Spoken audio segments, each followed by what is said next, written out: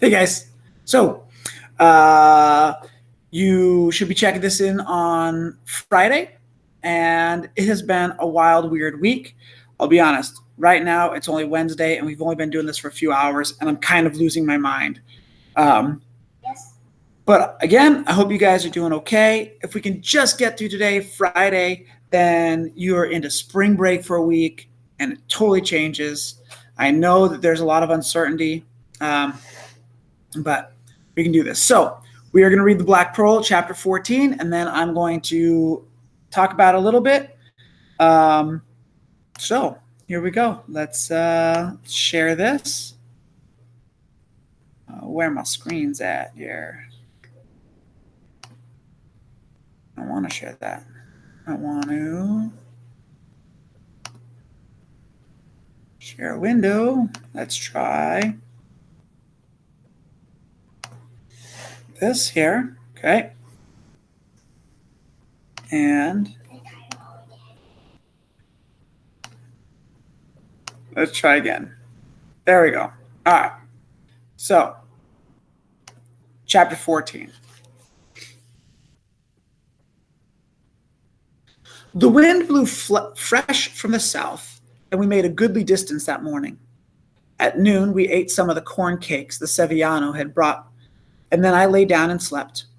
When I awoke at dusk, I asked the Sevillano if he wished me to take the tiller while he slept. No, he said and grinned. I have little trust in you, mate. I might never wake up, and if I did, I would most likely find that you had turned the boat around and we were sailing back to La Paz. Nevertheless, the Sevillano did doze off, but with one eye open and a hand on his knife and the pearl held between his bare feet, which had long toes like fingers. Gross. The wind slackened, and as the moon came up, I saw a movement on the sea, and some 2 furlongs astern. Furlongs would be length of space that they use for boats. So 2 furlongs is the distance away from the boat in the water where he saw the movement. It was not a wave that I saw because the sea was smooth. There were many sharks around, so I thought that a few of them were feeding upon a school of fish. Shortly I saw the movement again, and this time the moon's light shone on the tips of outspread wing-like fins, rising and slowly falling. It was plainly a manta. We had seen several of these creatures that day, sunning themselves or leaping high into the air out of good spirits. Therefore, I paid no heed to the one swimming behind us. I fell asleep and awoke about midnight to the sounds that I felt I had dreamed. The sounds were small and not far distant, like the sounds that wavelets make as they slide upon a beach. Suddenly I found that they were nothing I had dreamed, for not more than 100 feet away and clear in the moonlight, a giant manta was swimming along behind us. We have a companion, I said. A big one, replied the Sevillano. I wish he would swim out in front, and then I could tie a rope to him, and we would soon be in the city of Guaymas. He laughed at the picture he had called up. But I sat silent and stared at the giant manta swimming close to the stern of our boat. That it was the same manta I had seen earlier in the evening, I had no doubt. He smells like corn cakes, said the Sevillano. At daylight, the manta still swam behind us. He was no closer than before, swimming along at the same pace as the boat, with only the slightest movement of his fins, more like a giant bat swimming through the air than like a fish.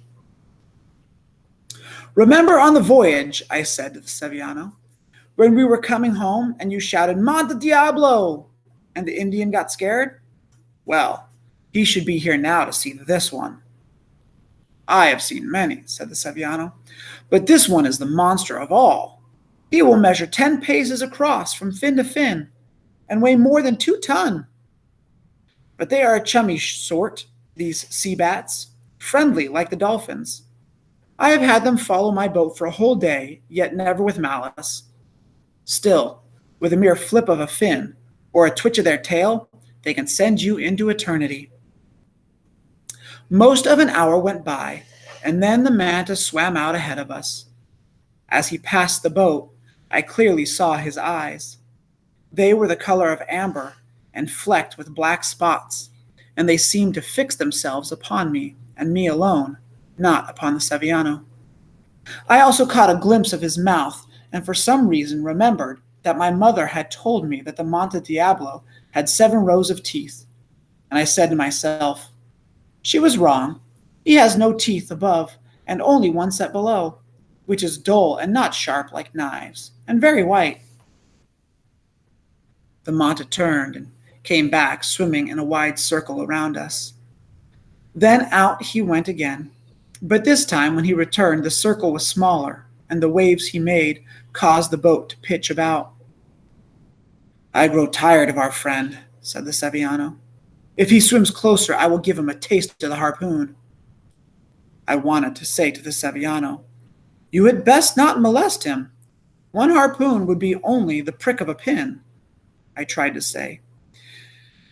This is not just a manta that swims there. This is the Monte Diablo. But my lips were frozen.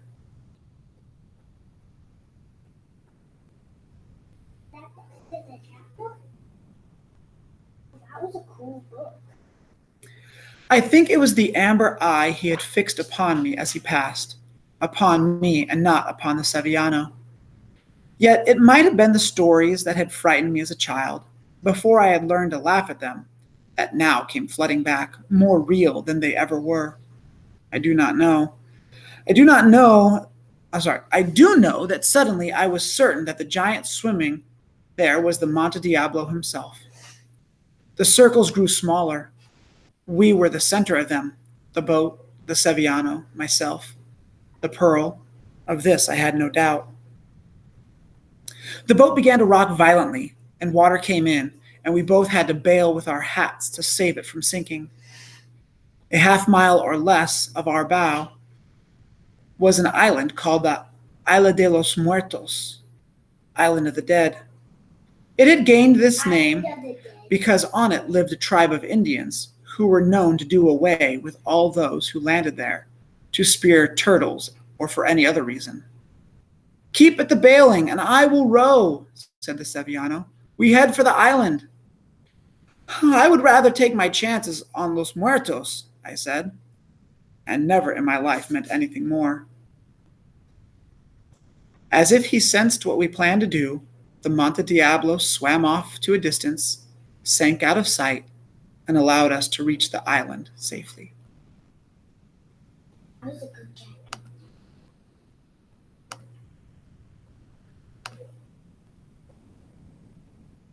All right, so that ends that chapter. So let's go ahead and talk about it. So let's see here. I should have this other window up and ready. That was a cool. It was up. Let's see here. Let's try this again. Yeah. You're done with the book. Could I read it? Let's try this. There we go. All right, so chapter 14. Now we got to do this again.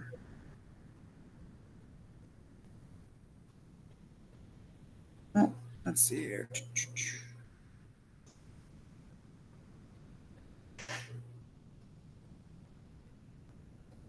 All right, chapter 14. So,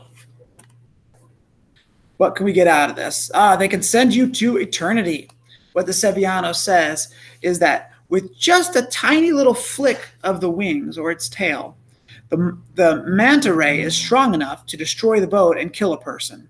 To be sent to eternity means you have died. So they're being very careful. Whoa. All right. So do you think this manta ray was Monte Diablo? And is this manta ray dangerous?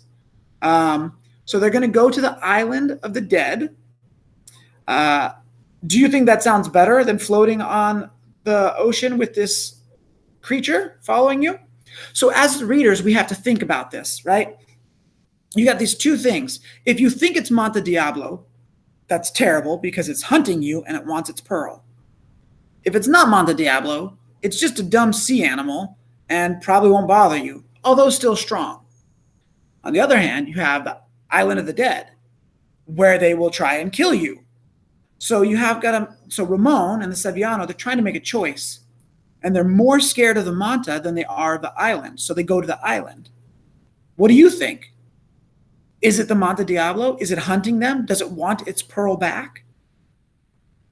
Are they going to get into trouble on the island of the dead? Or are they going to be able to hang out there for a while until the manta ray goes away?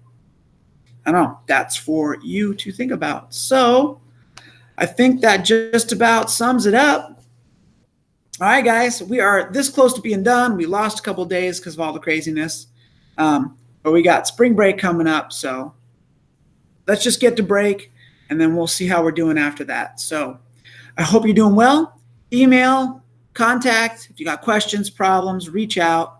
You're not alone. You might feel alone, but you're not. Try and go for a jog around the neighborhood. Get some exercise. Also, try and maintain a schedule. If we're going to be continuing with this, try and wake up at a regular time, eat your regular breakfast, try and go through the day in a regular way. Because if we get lazy, if we sleep in every day, we got to get used to this new life, this new world for a little bit. So try and maintain your regular schedule as much as you can. I know a lot of things have closed down. I know sports aren't happening. I know places to go, they're just not opening right now. But do your best you can to maintain as normal as a schedule as you can. All right, you guys. Take care. We'll talk to you later. Bye. Bye. Bye. Bye. Bye. Bye.